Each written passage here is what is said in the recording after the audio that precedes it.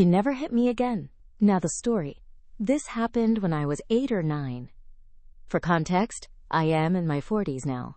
Where I was growing up, physical discipline was not just the norm, but a moral imperative if you were to be considered a good parent. My parents both worked long hours, and I was often left home with my grandma. Parenting responsibilities often fell to her, or so she seemed to think. One of her favorite methods of discipline was to have me go pick out a wooden spoon from the kitchen drawer, hand it to her, hold out a palm, and wait for her to smack it. She never went easy. One day she accused me of breaking a little glass garden. It was just this small glass enclosure with some nicely arranged rocks, water, and moss inside. It was a gift from my mom to my dad. He liked these kinds of things, and to this day I have no idea how it broke. I told her I didn't do it. She accused me of lying. I got lippy, and sure enough, go get a spoon. I'd learned by now that the small spoons stung more. The big ones spread out their impact more evenly and also went slower. Besides, if I chose too small a spoon, Grandma would hit much harder, as if to tell me I wasn't going to get away with it. But today I was angry. I went to the kitchen and picked out the thinnest spoon I could find. I held it at each end, pushed my knee into the middle and cracked it.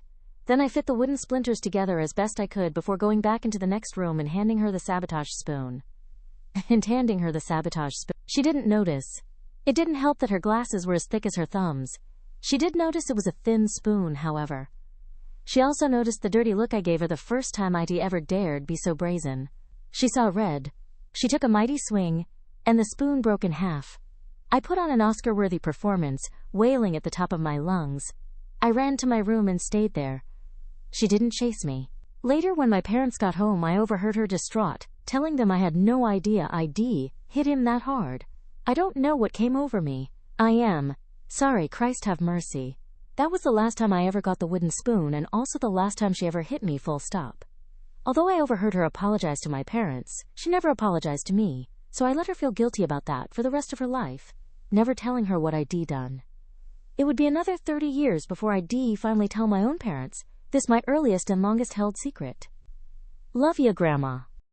Sometimes, all it takes is a tiny move to make a big statement.